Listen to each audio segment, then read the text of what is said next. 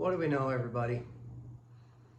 I'm going to do a story time with Jim, and I'm going to talk about the first month or two of my crippling anxiety. And it may stretch a little bit further than that to make a story make a little bit of sense.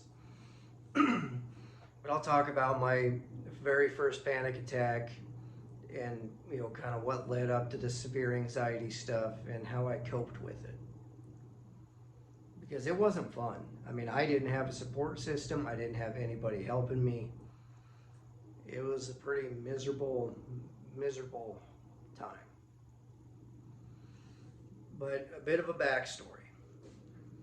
At this point in time, I was in my early 20s.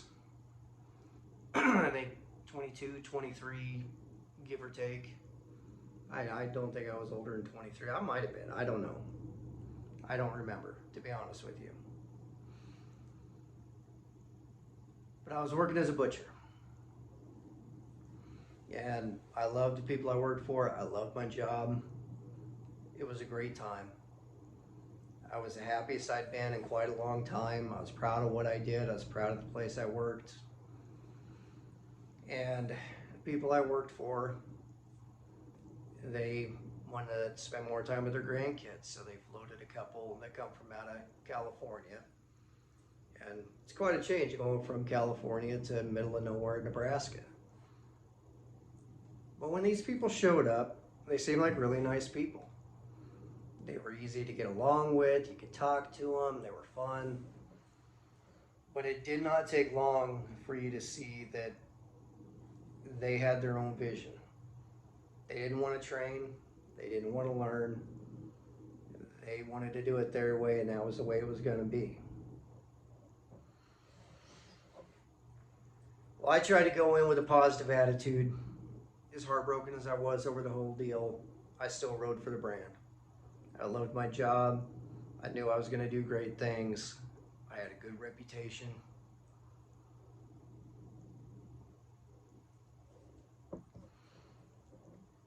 Well, these people from the get-go started doing things horribly bad. They put all the stress on the business, on us employees, me in particular, and I took on a whole lot more stress than what I needed to. And I knew that then, I know that now. But I rode for the brand. I mean, I had it in my mind that I wasn't just working for me and my reputation. I was working for every one of the customers that come through the door. I was working for every one of my coworkers. And I was working to make sure that the people I was working for that floated this couple don't have to worry about having anything fall back on them. I was going to keep this ship going the way it's supposed to go. Well, they were running customers off left and right. They were rude to the customers. They were rude to us. They talked very poorly to us and about us. They threw us under the bus every chance they got. And it just kept getting worse and worse and worse. And the amount of stress that I was dealing with there, it kept building. And I kept worrying about everything from day to day. Well, I came in one day and I felt a feeling go through my chest, kind of like adrenaline. But it was a short feeling. There a little bit and then it was gone, no big deal. Well, the following week I came in and it's the same thing, only this time it didn't go away. That feeling of adrenaline shooting through my chest. It just wouldn't go away. And then my vision started to get to where it wouldn't focus. My motor functions with my hands weren't there. So my buddy Chris that had trained me to cut meat, and the only guy I worked with back there, I told him about it. I said, don't worry. My legs weren't sure. I was wobbly, so I sat on a stool and went up to the block, and I did things nice and slow with the knife, so I didn't cut myself. He did everything he needed to do with the saw and whatever that could, I could lose a finger on. I decided to take a little bit of a break in the afternoon and call it a dinner break, whatever you want. Sat in the office and just tried to relax. Thought I'd feel a little bit better. I didn't. Went back out there and I just couldn't do it. I didn't know what was wrong with me, but I knew something was wrong. I didn't know if I was having a stroke or a heart attack or aneurysm. I don't know. Something was not right. So I told my brother, I got to go to the doctor.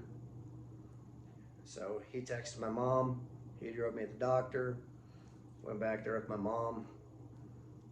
And they put me on an EKG machine. And my heart was just racing right along. And the doctor lady said, well, I think you're having a panic attack. And my response to her was, there's no way I'm having a panic attack. I'm not scared of anything. To me, that was just a dumb response on her end. But then she explained to me what a panic attack was. So she wrote me a prescription for a pill. Said, go home, take this pill, drink a big glass of water, and just sit. Don't watch TV, don't do nothing, but just relax. And that's what I did. And I hated that pill. I took it maybe 2 or 3 times after that for horrible panic attacks because it did calm me right down, but it made me feel like a zombie. Like no emotion whatsoever.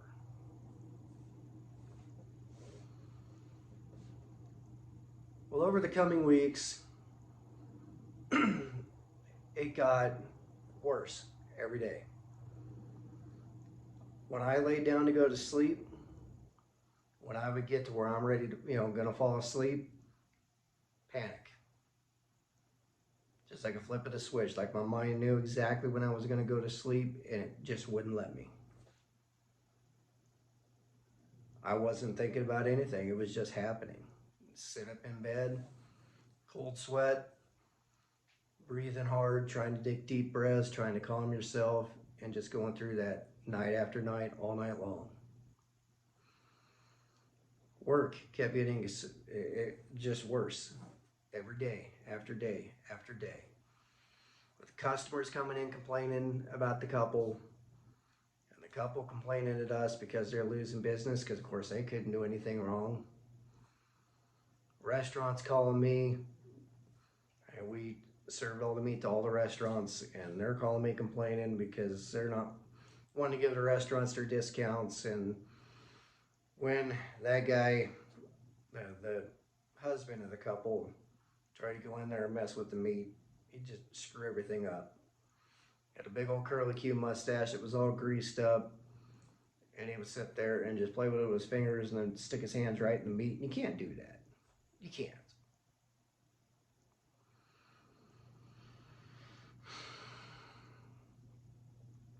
But I had no support system at home. And my response from my parents and siblings was just don't think about it. If you don't think about it, it won't bother you. But it didn't work like that. None of it worked like that. It was horrible. It was horrible. As things progressively got worse, had nobody I could talk to except for my buddy Chris, I developed severe agoraphobia, or however you pronounce that word. A long story short, I couldn't leave my safe space. I could walk to work and back, and that was fine. But other than that, I couldn't leave my property line. I couldn't drive. I couldn't go out of town. It was that miserable. And then came the day where he cut my buddy Chris's hours way back, kind of forced him to quit. And he went on to bigger and better things. And I was so happy for him. But at the same time, I was terrified for myself. Because I was going to be alone. I'd have nobody back there to have my back anymore.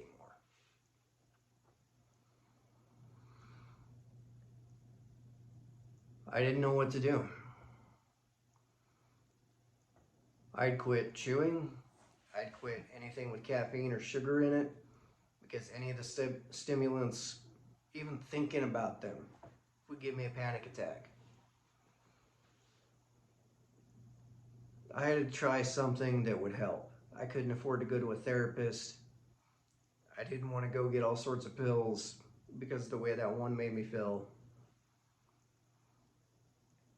I remember back when I was a young boy. I don't remember exactly how old I was, but I had a huge fear of fires. And I still kind of do. But I had a dream that the house caught on fire, and I called my grandma and I told her about it. And she told me, well, if you write it down on a piece of paper, you won't feel bad. It won't bother you anymore. And I don't know if she was being serious or if she's talking out of her hind end on that deal, but it worked. So it was kind of a last-ditch effort to try to do something.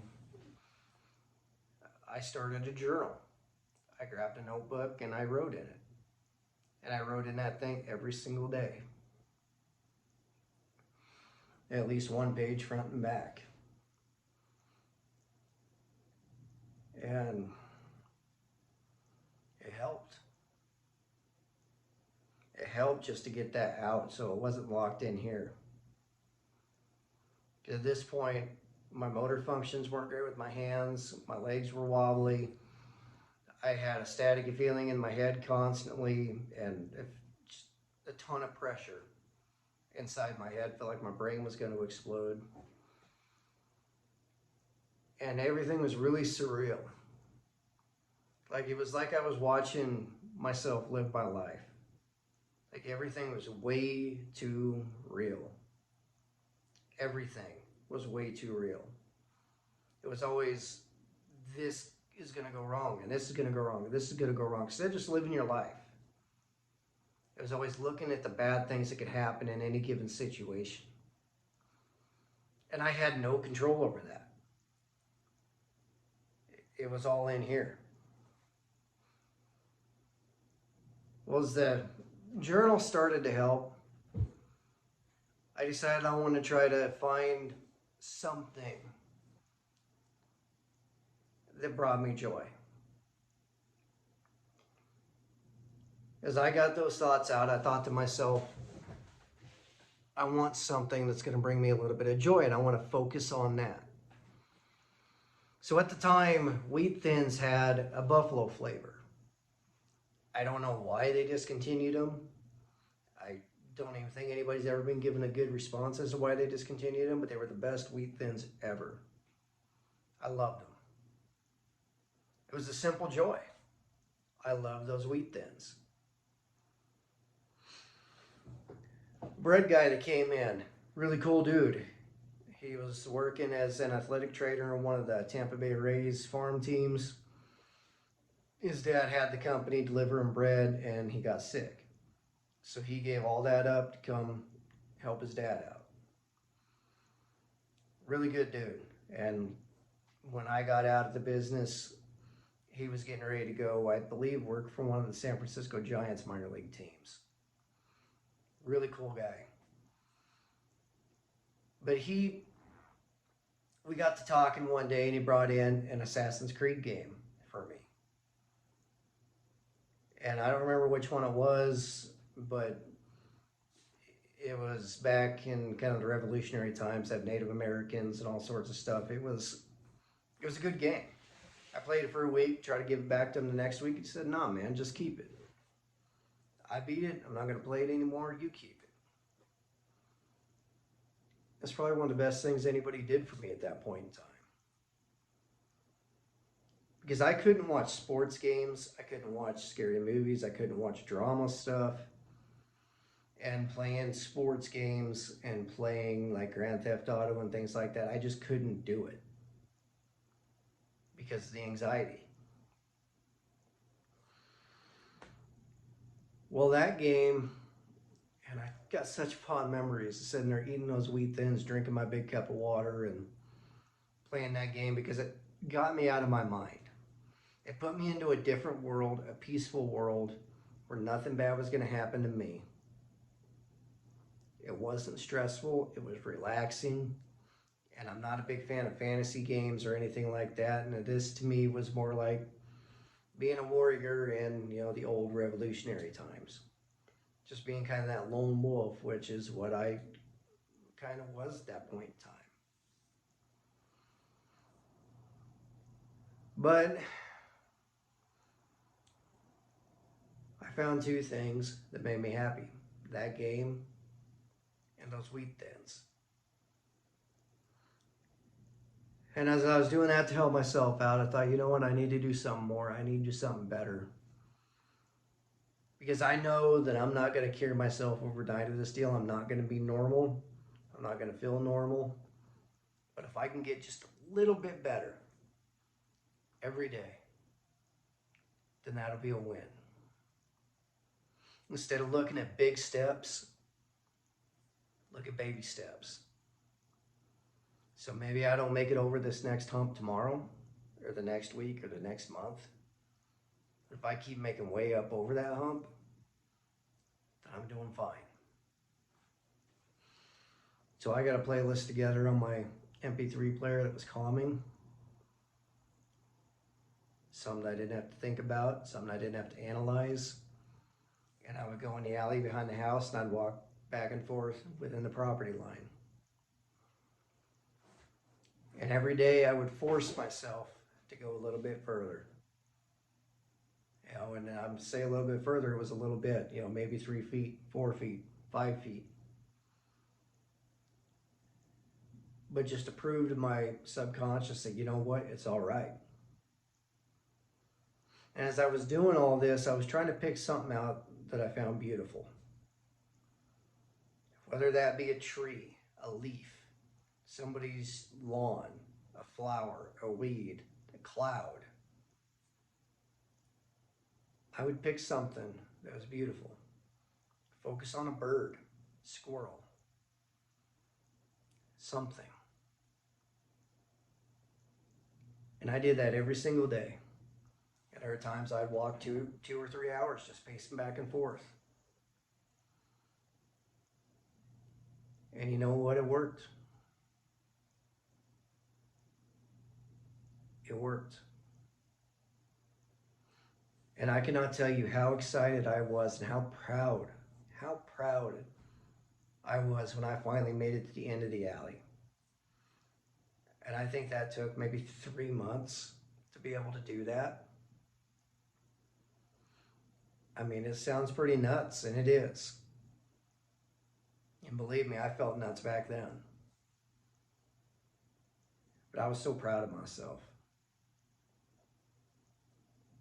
When I couldn't even leave the property line, I couldn't drive, I couldn't do any of that, and I was finally able to do this. That was great. And it was great because I did it on my own. I didn't have a support system. I didn't have people helping me. I didn't have money for a therapist.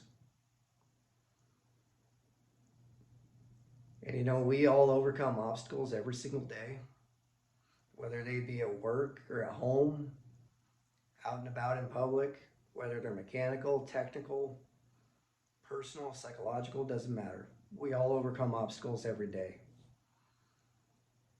And being able to overcome your subconscious that you can't control, that's hard. It's really, really hard. But I did it. That day when I made it to the end of that alley, that was such a big accomplishment for me. I didn't know why these things happened to me. But you know what? I overcame that. My work life was still pretty tumultuous. I don't even know what you want to say. It was horrible. Horrible. They treated me horribly. I hated them. I still have a very, very sore place in my heart for them. I really don't like them. Didn't like them then. I don't like them now. What they did to us and the people that I loved and cared about and all the people around me and everybody from that town, I will never forgive them for what they did. How they treated everybody. How they took a really, really great thing and destroyed it.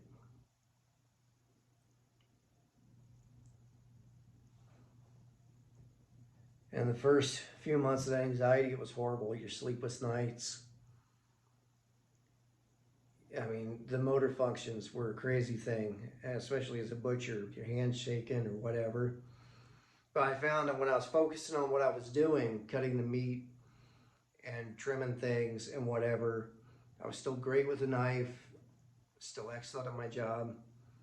But if I could stay focused, it was great because my mind was occupied.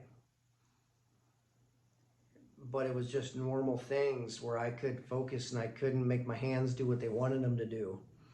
My legs were wobbly, and the one thing that really never went away with that, even when I'm focusing on something else, was the stuff inside the head. The horrible pressure, the staticky feeling, it feels like your brain's short-circuiting. I mean, that's a weird way to say it, but that's exactly what it feels like. And, you know, the not being able to get your eyes to focus, and that never really went away. That was always there. But being a butcher and working in a full service counter like that, where I got customers right in front of me watching me do things, it's nice I could make my hands work when I needed them to, as far as cutting meat goes. But I mean, the journal helped a lot. I think out of anything that I ever did for my anxiety, that journal was the best. Hands down. No question about it. Trying to find beauty in everyday things, to try to focus on that helped. And I found if I was trying to do that, trying to find something that I found beautiful in nature, then it didn't feel like I was trying to force myself to focus on something. And I hear people say that if you just try to focus on something, it'll get better. Well, if you try, at least with me, when I tried to focus on something, it made it worse. But trying to find beauty in nature, it was all around me anyway. It wasn't like I was forcing myself to try to focus on it. And I guess if my anxiety was getting bad trying to focus on something there, I could always move to something else. There was always a bunch of stuff out there. You know what I mean?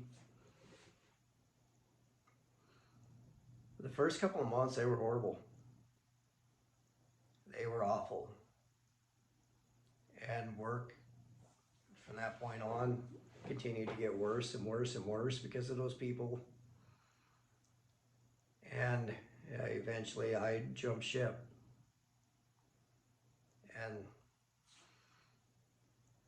And there's other stories for another day, because those people snuck in there once again and really, really tore things up. But that's a story for another time.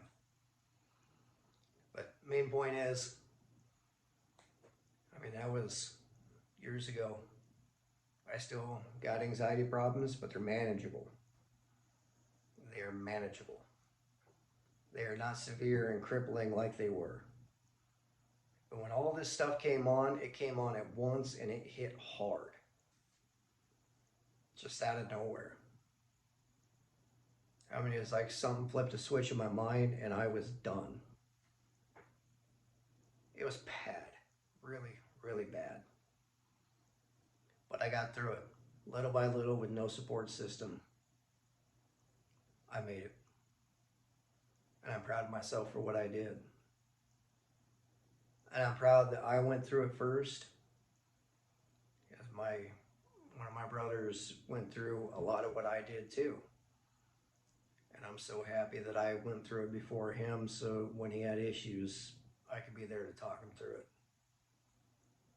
And to help him out, you know, with different things that I did and different things that worked, and at least somebody could understand what was going on.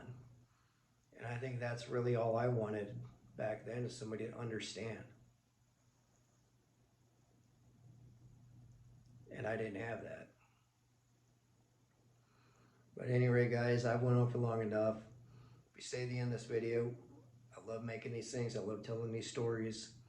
And I thank you so much for watching. It doesn't do me any real good, you know, as far as the YouTube deal goes, but it just makes me feel happy when I see people watch these things. So, as always, guys, I thank you all for watching.